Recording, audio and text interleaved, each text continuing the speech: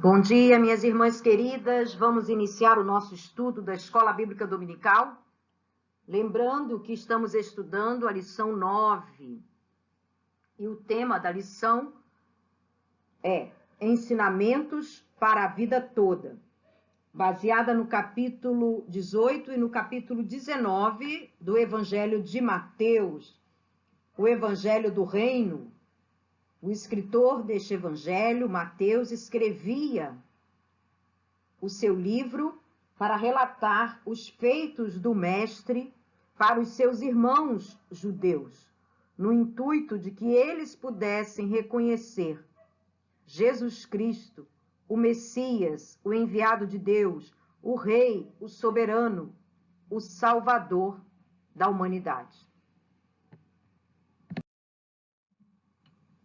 Assim, nós iniciamos o capítulo 18, com Jesus ensinando aos seus apóstolos, aos seus discípulos, uma preciosa lição, que também nos é muito cara nesta manhã.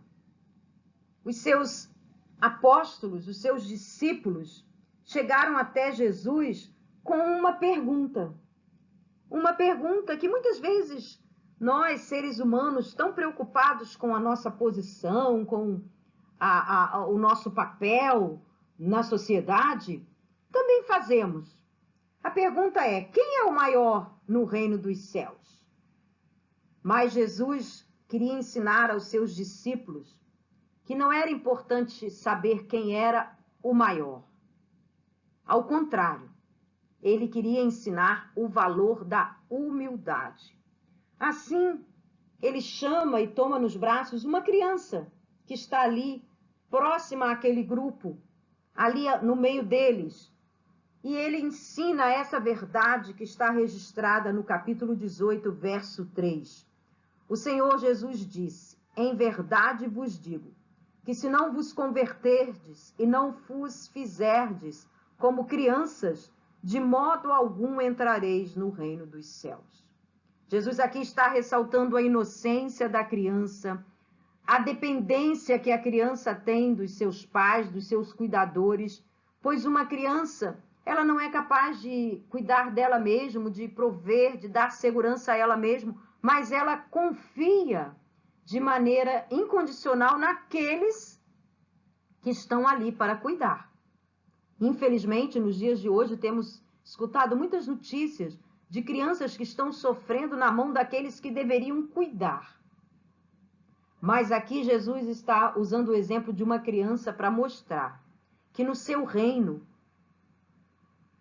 onde ele é o rei, onde ele é o Senhor, os seus servos não devem estar, seus seguidores, seus discípulos, preocupados em serem maiores ou mais importantes, mas sim em depender do nosso Deus, em depender do cuidado de Deus, da direção de Deus. E para isso é preciso, no exemplo dado por Jesus, nos portarmos como criança, não com infantilidade, mas com a humildade, com a sinceridade, com a dependência típica da criança. Me faz lembrar daquela ilustração em que num navio, onde em alto mar estava acontecendo uma grande tempestade. E o navio se debatia nas ondas. Mas ali no convés havia uma criança, que com toda tranquilidade e sem nenhuma preocupação brincava com seus brinquedinhos. Uma pessoa adulta passou por ali e disse: criança, você não está vendo o perigo que nós estamos enfrentando? O barco está se debatendo com as ondas. E a criança, com toda a tranquilidade, com toda a humildade, com toda a sinceridade típica, voltou-se para aquela pessoa e disse: eu não estou preocupada. Como não? Não, eu não me preocupo. O meu pai é o capitão deste navio. E eu sei que ele vai conseguir conduzir este navio em meio à tempestade. É isso que Jesus espera de nós nesta manhã, queridas. Que nós possamos nos colocar como crianças no seu colo, no meio da tempestade que estamos enfrentando, não temermos, porque com humildade nos entregamos nos braços do nosso Senhor Jesus. E uma vez que fazemos parte do reino do nosso Senhor Jesus Cristo, e com humildade nos entregamos a Cristo para sermos conduzidos, nós teremos um papel relevante no reino. Nós teremos um papel de importância, não pelos nossos méritos, mas pela missão que temos de servir a Cristo e conduzir outros a Cristo. E aí o próprio Jesus, ainda usando a figura da criança, do pequenino, ele faz uma advertência aos seus apóstolos, aos seus discípulos e a nós nesta manhã. Que nós não devemos ser pedras de tropeço para aqueles que estão iniciando a sua jornada, a sua vida cristã, para aqueles que são recém-convertidos no nosso meio. Aqui a advertência está no capítulo 18, verso 6. Mas se alguém fizer cair, como pedra de tropeço, no pecado, um destes pequeninos que creem em mim, olha que advertência séria, melhor lhe seria amarrar uma pedra de moinho no pescoço e se afogar nas profundezas do mar. Ou seja, não nos preocuparmos com aqueles que estão em nosso meio, que são recém-convertidos, que precisam crescer na vida espiritual, não dando bom exemplo, não dando ensinamento, é algo que é muito grave aos olhos do nosso Senhor Jesus Cristo. E ainda mais, como pedras de tropeço no nosso viver, na nossa vizinhança, na nossa família, no nosso trabalho, na nossa escola, aonde quer que estejamos, somos olhados e olhadas como servos de Cristo e apontadas como servos de Cristo, não podemos servir de tropeço para que essas pessoas cheguem a Cristo, aceitem a Cristo e vivam da maneira como Cristo quer que vivamos. Por isso, há uma advertência muito séria. Seria muito sério, muito prejudicial uma pessoa que quer ter Cristo como seu Salvador e olhar para nós e não achando em nós as características de um verdadeiro discípulo, a humildade, a dependência, a sinceridade, não querer seguir a Cristo. E isso, para Jesus, é muito grave. Então, aqui Jesus faz uma advertência. Seria melhor até que nós não vivêssemos na condição de servo de Cristo, se a nossa vivência, a nossa vida, o nosso testemunho está servindo de tropeço. Na verdade, o que Jesus quer é que nós possamos honrá-lo com os nossos atos e não trazer desonra. Era melhor, nessa colocação de Cristo, que nós nem existíssemos, do que existindo como discípulo, existindo como servo, servirmos de tropeço para aqueles que querem segui-lo. Então, a advertência aqui é que nós precisamos honrar a Jesus com os nossos atos. E Jesus, então, traz para nós uma comparação, uma analogia que ele sempre usa, e a Bíblia toda é repleta dessa analogia. Se nós somos servos de Cristo, nos colocamos como uma criança, humildemente, na dependência de Cristo, nas mãos de Cristo, somos sinceros no nosso agir, estamos preocupados com o nosso testemunho, para que os pequeninos, os pecadores, aqueles que estão ao nosso redor, possam conhecer a Jesus e aceitá-lo verdadeiramente. Nós, como família de Deus, também devemos nos preocupar como Jesus se preocupa com aquele que, estando em nosso meio, por algum motivo, se afasta, não permanece, não firma na vida cristã. Muitas vezes, até porque olham para o crente e não olham para Cristo. E às vezes, irmãs, as pessoas usam esse paralelo para se justificar. E diz, você não tem que olhar para a minha vida, olhe para Jesus. Mas não é essa a missão que Jesus requer de nós. a missão que Jesus requer de nós é que nós sejamos sim um espelho da sua glória, um espelho do seu amor, um espelho da sua luz. Ele é a luz do mundo, mas nós somos o espelho que possa refletir essa luz para aquelas pessoas que nos cercam. Então, se nós recebemos em nosso meio um pequenino, ou seja, um recém-convertido, um pecador que aceita Cristo, nós estamos cuidando deste neném espiritual, nós também devemos, como Jesus nos ensina aqui, atentarmos para aquela ovelha, aquela pessoa que sai do nosso meio, seja por qual motivo for, e não nos conformarmos com esse tipo de coisa. Muitas vezes aquela pessoa sai do nosso meio, nós não vamos atrás, não queremos saber. Ela não tinha condição de estar em nosso meio, ela não largou o vício, ela não mudou de atitude. Mas aqui Jesus está ensinando que nós precisamos sim buscar a ovelha perdida com amor, como ele próprio, bom pastor, que nunca abandona as suas ovelhas. E assim no versículo 14 ele diz: assim também não é vontade do vosso Pai que está nos céus que um destes pequeninos se perca. Se nós não podemos ser pedras de tropeço para que as pessoas não se percam, muito mais nós também não devemos nos conformar com aqueles que, vindo para o nosso meio, desistem de seguir a Cristo e se afastam. E aqui Jesus usa o exemplo da ovelha perdida. Aqui no capítulo 18, ele lembra que um pastor, quando coloca as suas ovelhas no aprisco e conta-as e descobre que faltou uma ovelha, de 100 faltou uma, ele deixa as 99 ali em segurança e vai ao pasto, vai aos penhascos, vai ao encontro da ovelha perdida. Ele não abandona os seus pequeninos.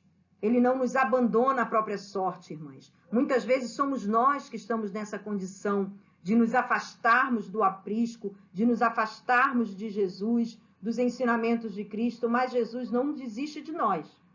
E também não quer que nós também desistamos daquelas pessoas pequeninas na fé que vêm conviver conosco em nossa igreja.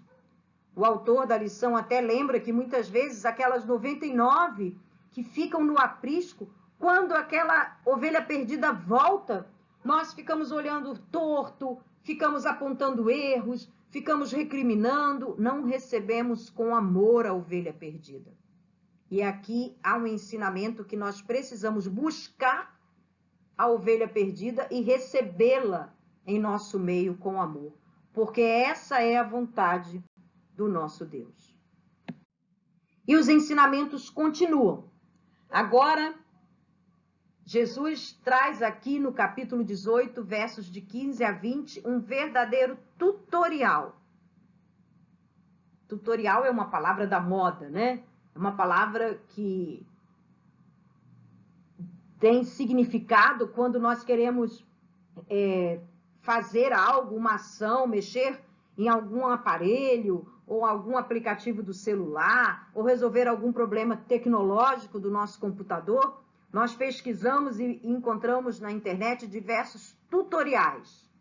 Ou seja, nada mais, nada menos do que diversos passos que nós devemos seguir para resolver aquela questão.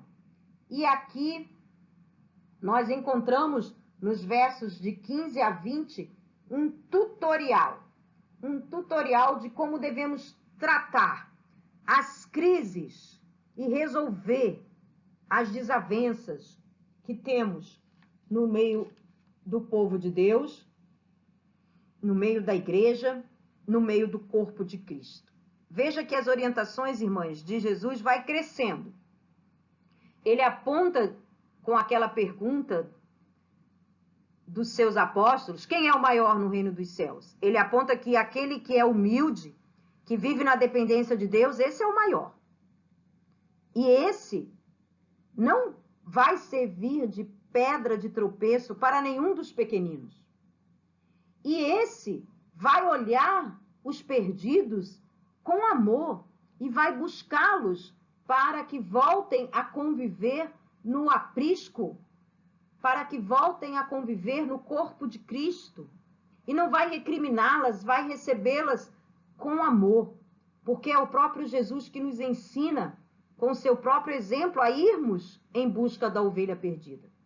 Mas estamos agora convivendo todos como participantes do reino de Deus e ainda continuamos como crianças imperfeitas, inseguras e muitas vezes causando atritos entre nós. E aqui nós vemos esse tutorial para resolver as crises nos relacionamentos que se aplica tanto à igreja, que se aplica à vida familiar, que nós podemos aplicar em qualquer instância de relacionamentos que possamos ter. E esse tutorial traz algumas normas, algum passo a passo. E a primeira coisa é que se alguém faz algo contra nós e nós não vamos tratá-la com vingança, nós não vamos tratá-la com repulsa, nós queremos resolver aquela crise de relacionamento. O que Jesus instrui? Que nós possamos ir até essa pessoa e nos entendermos com ela, ouvir o que ela tem para dizer, tratarmos aquela diferença diretamente com aquela pessoa que até pode nos ofender de alguma forma. E o verso 15 diz que se ela nos ouvir, ganhamos aquela pessoa, resolvemos aquela crise. Mas se não ouvir, próximo passo do tutorial.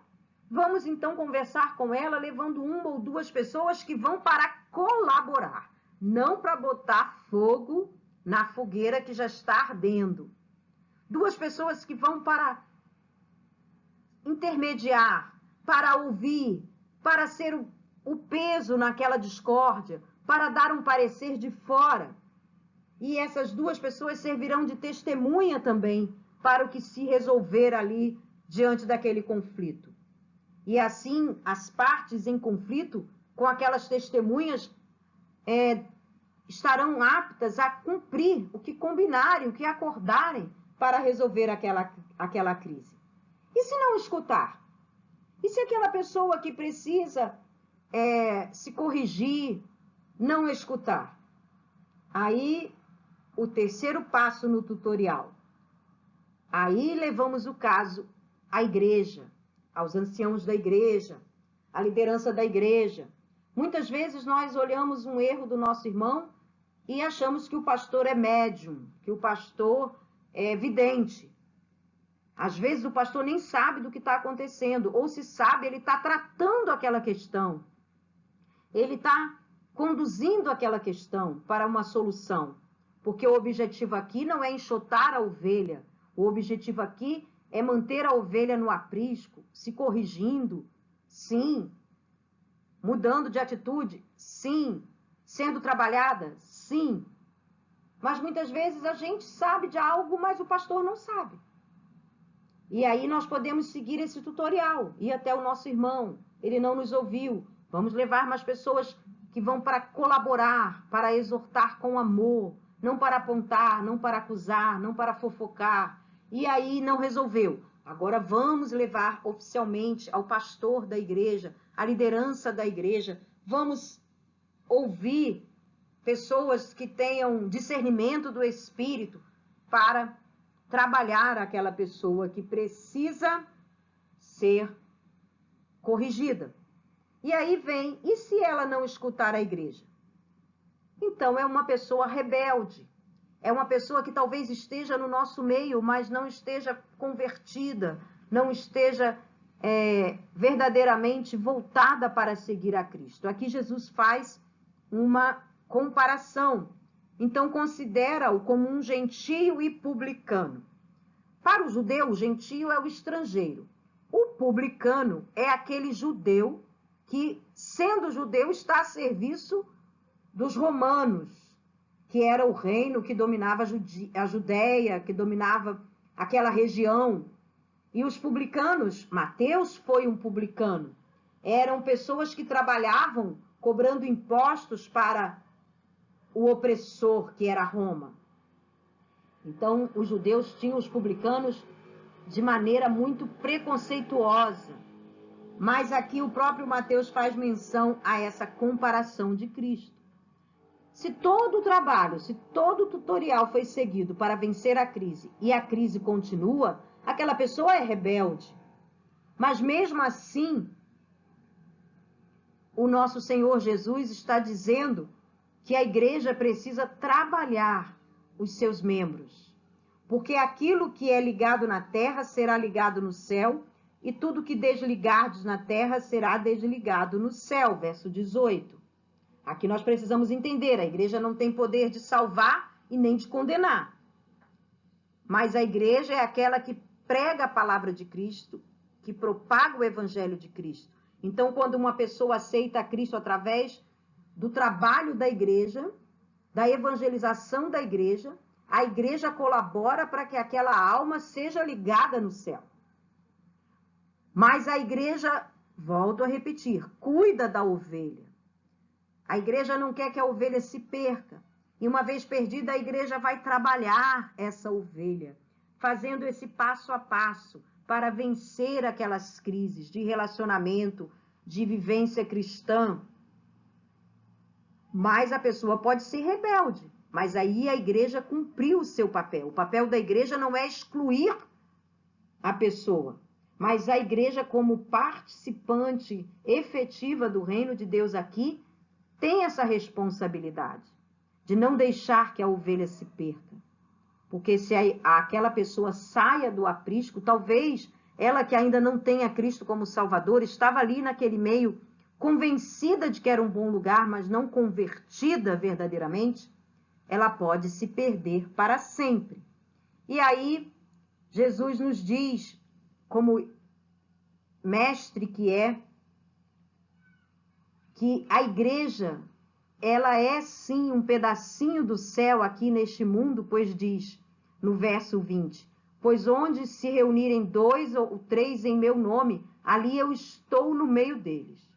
Então, quando a igreja está concisa, quando a igreja está unida, quando a igreja está participando,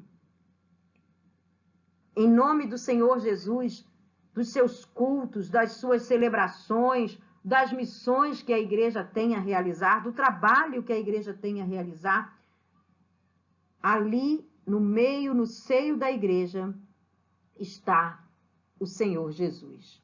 Assim, irmãs, devemos sempre nos lembrar deste tutorial para lidarmos com os pequeninos que estão em nosso meio.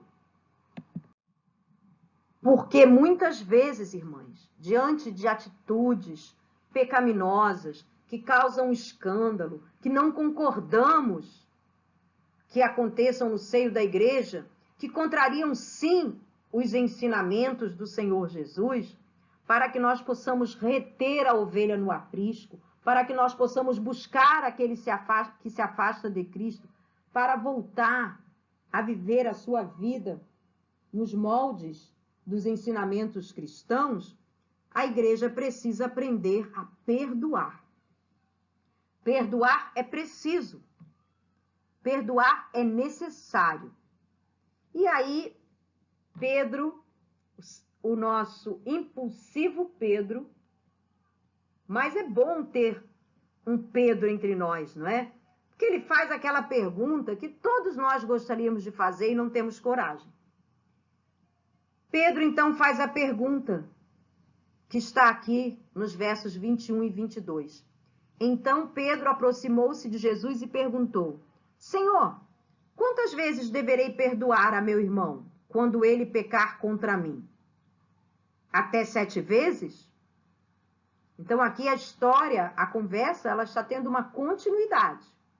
Jesus deu o tutorial de como resolvemos crises no seio da igreja. E Pedro aqui diz, mas a crise não foi resolvida, a pessoa não se retratou, eu tenho que perdoar, que também é parte de um ensinamento muito especial do Senhor Jesus. Perdoar é preciso. E aí Pedro faz essa referência até 7 vezes, Lembrando, irmãs, que aqui o número 7 não significa uma quantidade. Eu vou contar. Se aquela pessoa fizer algo contra mim, uma vez eu perdoo, 2 vezes, 3, 4, 5, 7. 7 vezes. Não está se falando aqui de quantidade. O número 7, assim como na cultura judaica, significa o número da perfeição.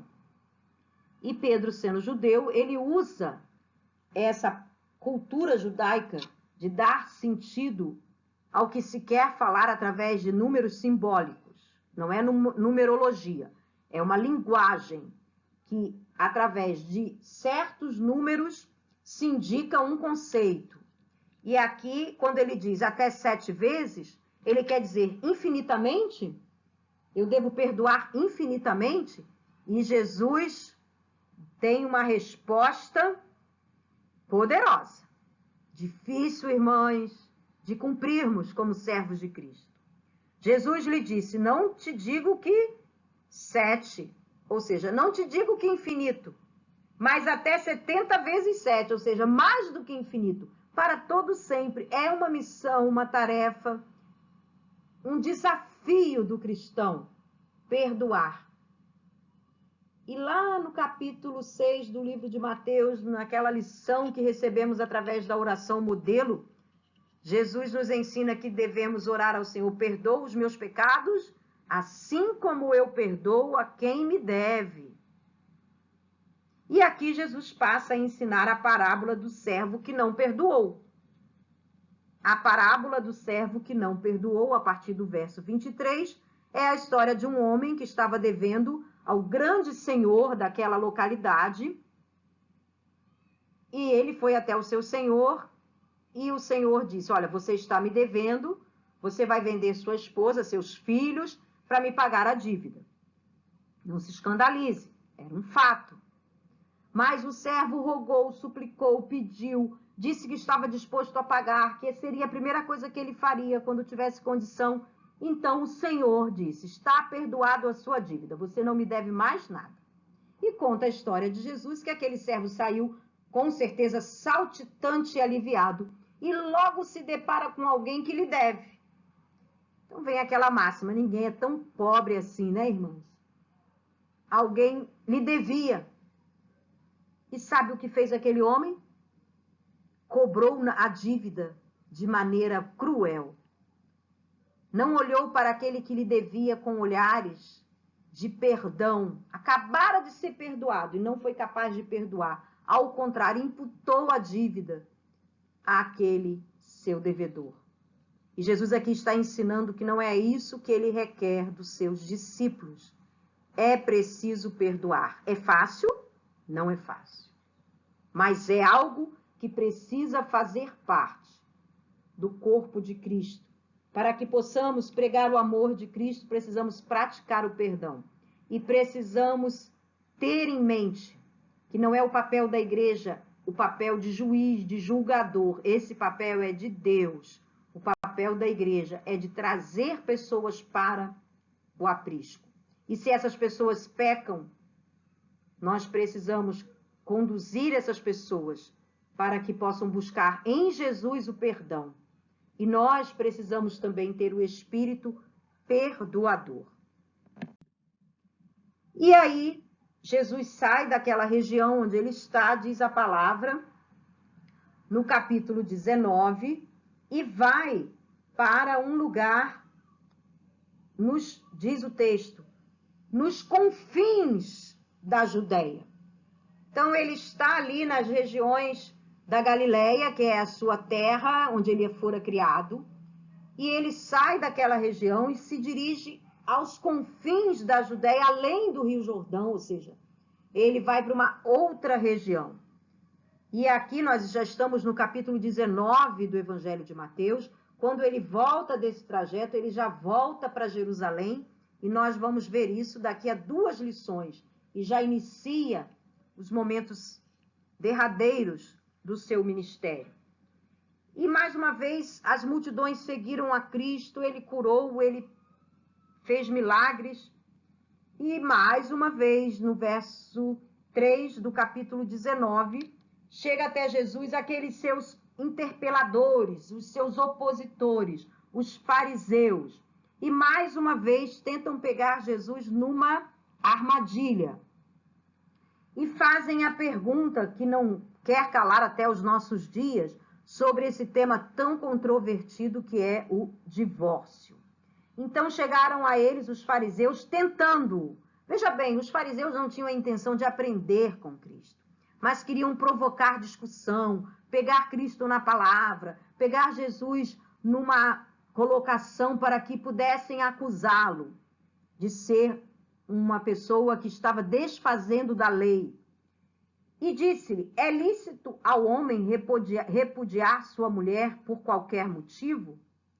E aqui nós vamos lembrar que na liderança da religião judaica haviam diversas correntes.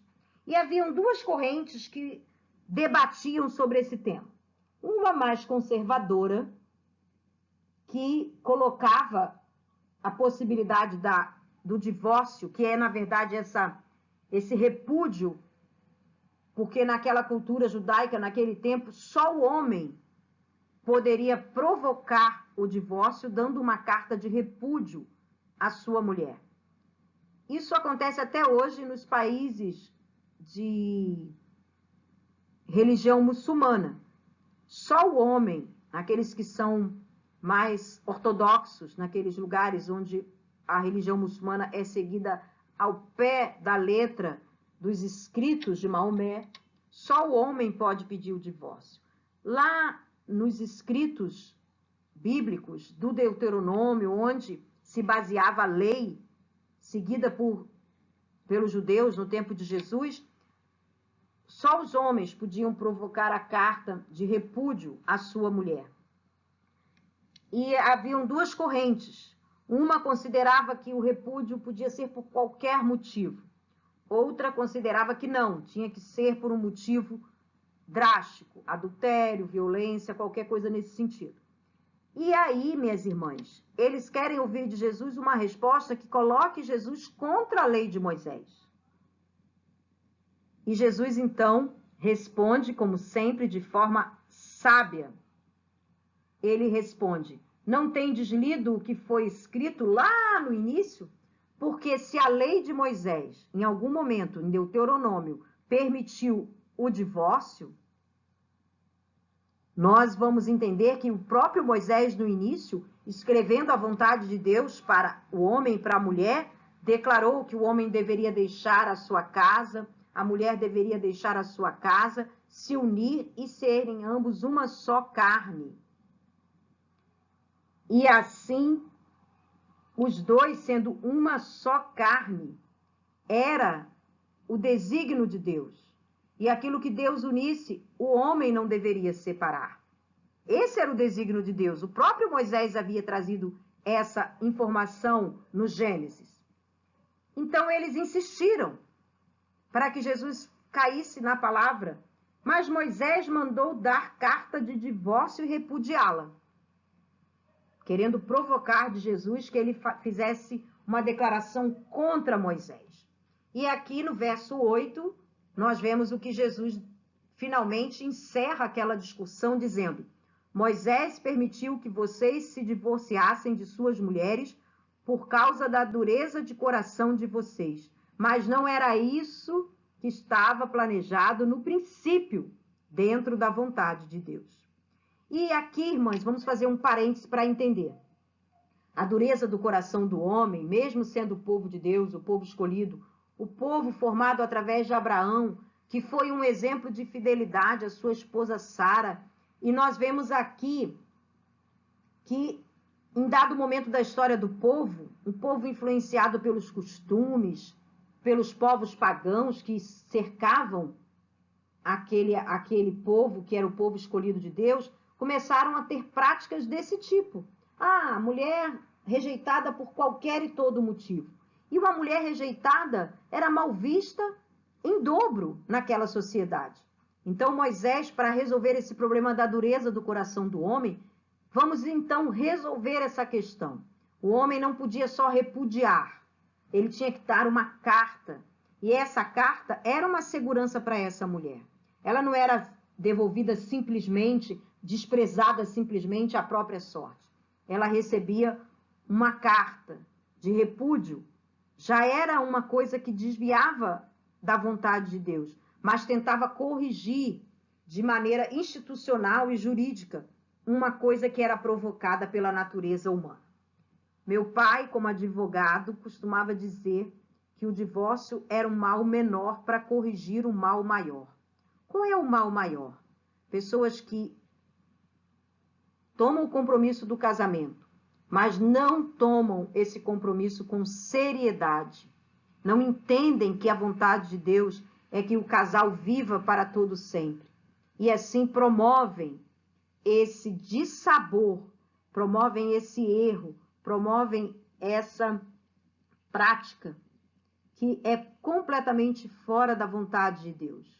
Mas para corrigir essa natureza pecaminosa, esse coração duro, a igreja precisa olhar com amor, com carinho, para aquelas pessoas que estão vivendo crises nos seus relacionamentos, que por um motivo ou outro, às vezes até extremo, chega ao divórcio, ou até por pessoas que não entendem que o casamento é um compromisso instituído diante de Deus e de forma muito irresponsável abandonam o lar ou desprezam o seu cônjuge. Essa é uma maneira que Jesus consegue fazer com que os seus opositores entendam que ele, como judeu, não vai negar a lei, mas a lei instituída por Deus através de Moisés não é o início. O primeiro momento da relação do homem com Deus e de Deus com o homem foi uma relação sem pecado, uma relação que já estudamos aqui na nossa escola dominical, de interação, onde Deus estava requerendo do seu servo Adão, de sua serva Eva, obediência. E ao desobedecer a Deus lá no Jardim do Éden, se estabelece no coração do homem e da mulher a dureza, se estabelece a tendência pecaminosa. Infelizmente, a família não consegue ficar fora desse conflito e sofre entre o ideal de Deus e o coração duro do homem natural. Por isso, nós que temos Cristo em nossas vidas, que estamos querendo viver as verdades espirituais ensinadas por Jesus aqui no Evangelho de Mateus, precisamos, nesse conflito entre o ideal de Deus e a dureza dos nossos corações, quebrantar o nosso coração para que o ideal de Deus prevaleça em todas as áreas de nossa vida. E no momento muito especial aqui do capítulo 19, Jesus mais uma vez volta a atenção para as crianças. As mães, os pais querem que Jesus abençoe as crianças. Os discípulos não querem. Senhor, mande embora as crianças. Mas Jesus mais uma vez toma as crianças para si. Deixai os pequeninos e não os entorveis ou os impeçais de vir a mim. E lembra, vocês lembram do que eu ensinei para vocês lá na Galileia? Deles é o reino dos céus. De quem tem espírito de humildade, de sinceridade, de dependência, deles é o reino dos céus. E assim, Jesus está ali ensinando a multidão e se aproxima dele, capítulo 19, versos 16 a 22, um jovem com vestes ricas. E esse jovem, irmãs, faz a pergunta errada e responde Jesus de maneira correta. Logicamente, né? Nós costumamos dizer que pergunta errada, resposta errada. Mas aqui não. Pergunta errada, resposta certa. No capítulo 19, nós vamos ver que, estando Jesus ali ensinando aquela multidão acerca de todas as coisas que ele queria preparar os seus discípulos, eis que se aproximou dele um rapaz, um homem, um jovem, reconhecido pelas suas vestes como alguém de posses, e fez a pergunta errada. Bom, mestre, que bem farei?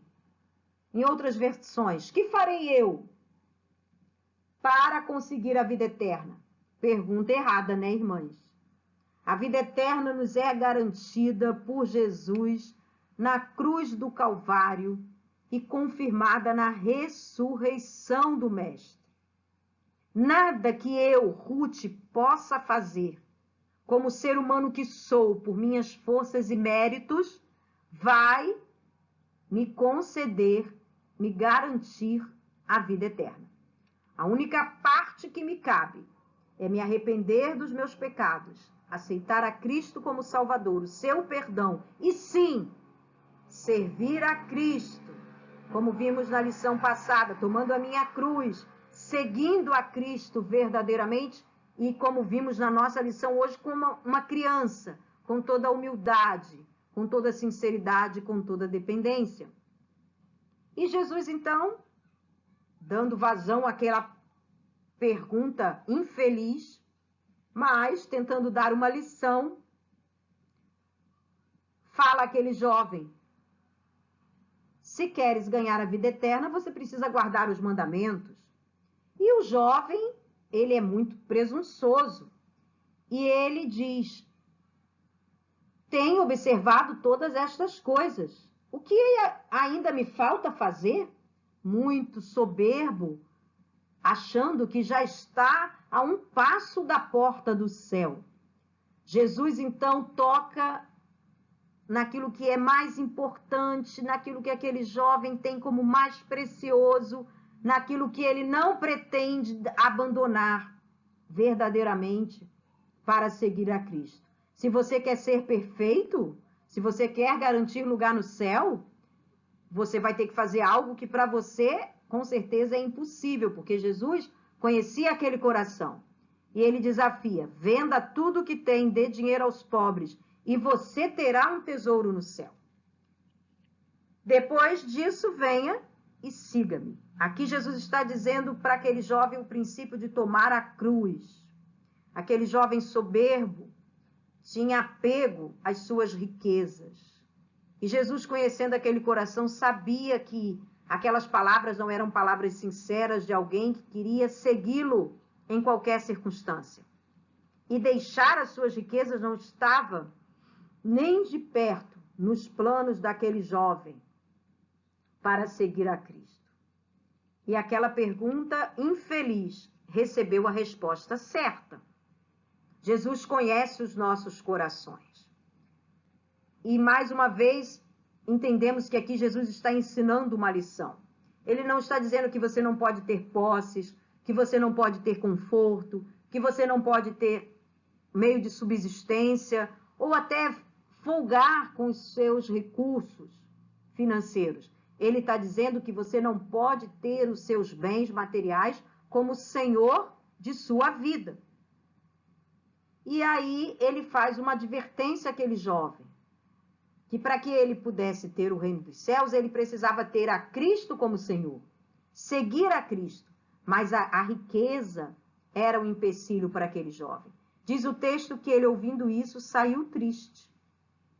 E Jesus se volta para a plateia, para a multidão, para os seus apóstolos e diz: é mais fácil um camelo passar pelo fundo da agulha do que um rico entrar no reino dos céus. E mais uma vez, Jesus aqui não está condenando a riqueza. E vamos entender esse fundo da agulha. Não é aquela agulha que a gente costura e que a gente nem enxerga mais como enfiar a linha naquele buraquinho para poder dar um alinhavo, pregar um botão, fazer uma barra. Porta da agulha era uma porta que existia nos muros de Jerusalém, pequena, que só passa o ser humano.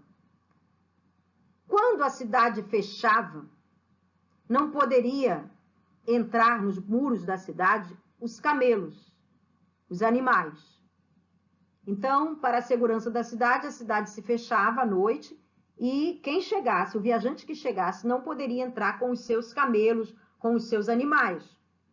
E a única porta que ele poderia passar era uma porta pequena, que ele passaria com dificuldade ali na altura do ser humano, de um tamanho médio, normal, mas o seu animal com certeza não conseguiria passar. Então, o fundo da agulha não é a agulha de costurar, mas uma porta que tinha esse nome, porque o objetivo era não entrar com camelo à noite na cidade, com qualquer animal de grande porte na cidade, e naquela porta era impossível realmente entrar com um camelo. E essa comparação que Jesus faz leva os apóstolos, aos discípulos, a fazer várias arguições. Mas Jesus está querendo ensinar que, nesse caso, era a riqueza que fazia com que aquele homem não estivesse disposto a largar para seguir a Cristo. Mas na minha vida e na sua vida podem ser outras coisas. Pode ser o emprego, pode ser o filho, o marido, a própria casa, os nossos afazeres, a sociedade, tantas coisas. Às vezes nos apegamos e colocamos no lugar de Deus em nossa vida. E qualquer que tiver apego a essas coisas, a ponto de que saia triste da presença do Senhor, não fique na presença do Senhor, porque não está disposto a abrir mão de coisas que prendem a sua vida, a sua atenção no lugar de Deus, e a palavra que resume isso é idolatria, essa pessoa não tem lugar no reino dos céus. Por isso, a colocação aqui de Jesus para instruir os seus apóstolos mediante aquele fato que acabara de acontecer.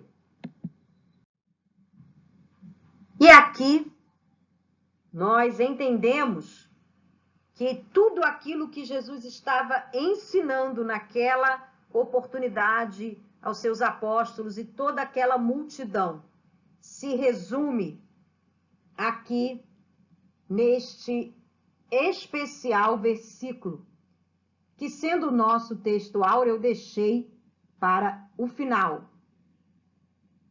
Os discípulos, verso 25, ouvindo aqueles ensinamentos de Jesus, ficaram admirados, ficaram sem entender. E imaginaram que seria muito difícil, então, alguém se salvar. Eles não estavam lembrando que há dias atrás Jesus disse que nós, para servirmos e seguirmos a Cristo, devemos não só deixar para trás, renunciar muita coisa, mas tomar a nossa cruz e seguir a Cristo. E aqui nós encontramos os discípulos ouvindo isto, admirados. Quem poderá, pois, se salvar? E Jesus responde no verso 26, aos homens é impossível, mas a Deus tudo é possível. Então, queridas, Jesus aqui termina aqueles ensinamentos que Mateus relata nos seus evangelhos, naquela oportunidade, ensinando as recompensas para aquele que, se colocando como uma criança, serve a Deus fielmente, busca não servir de pedra de tropeço, dá um testemunho real de ser um servo verdadeiro de Cristo, não promove desentendimentos, dissensões no meio do povo de Deus, ao contrário, trabalha para que o povo de Deus seja unido, está disposto a perdoar, a refazer os laços, a vencer as crises, fazer com que o reino de Deus cresça e se estabeleça, recebendo os pequeninos, abençoando os pequeninos, desde a criança até aquela pessoa mais frágil na nossa sociedade, que requer toda a atenção da Igreja de Cristo. E quando chega até nós pessoas soberbas, a exemplo daquele jovem rico, que nós possamos também ouvi-los como Jesus ouviu aquele jovem, mesmo que eles cheguem de modo desastrado, soberbo, errado, nós como igreja possamos dar atenção e tentar ensiná-los e conduzi-los aos caminhos do Senhor. E vivendo as verdades do reino, para Deus tudo é possível, irmãs. Quem somos nós? O que éramos nós para termos o amor de Deus, a atenção de Deus, a salvação em Cristo? Só um Deus de amor torna possível que nós, pecadores, ainda nos delitos e pecados, possamos receber a Cristo como Salvador e sermos feitas filhas de Deus. Isso é uma glória, isso é uma maravilha, isso é um milagre, que só é possível porque é Deus que faz o milagre. Glórias ao nosso Deus, irmãs, para que não sejamos como esse rico jovem soberbo, mas humilde como crianças, para reconhecermos que se temos Cristo no nosso coração e somos salvas por Cristo, não é pelo meu mérito, mas é porque para Deus nada é impossível. E Ele nos transforma e tira de nós as nossas arrogâncias, as nossas soberbas e nos coloca na condição de filhos de Deus. Porque reconhecendo Cristo como Salvador, somos feitas filhas de Deus. E uma vez como filhas de Deus, nós recebemos as bênçãos do reino. E Pedro, então, mais uma vez, Pedro, vamos aqui comemorar a existência de Pedro, porque ele mais uma vez pergunta: eis que nós deixamos tudo e te seguimos. O que receberemos?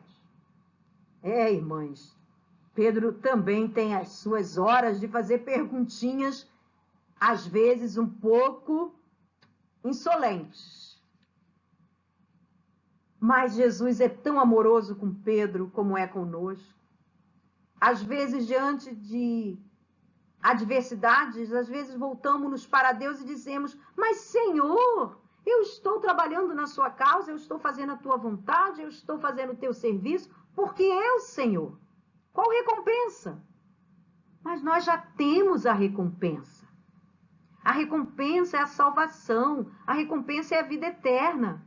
Os percalços desta vida estão condicionados a esta vida.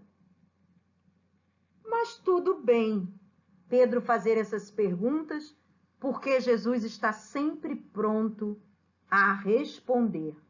Em verdade vos digo que me seguiste quando na regeneração o Filho do Homem se assentar no trono da glória, também vós assentareis. Então aqui Jesus está falando diretamente aos seus apóstolos. Vocês que estão me seguindo, vocês terão lugar de honra no reino dos céus. E sim, os seus apóstolos honraram a Cristo. Quando Cristo morreu, ressuscitou e deu a eles a missão, ide por todo o mundo, eles honraram a Cristo. E terão e têm lugar de destaque nos céus? Sim, seu galardão, com certeza, é imenso.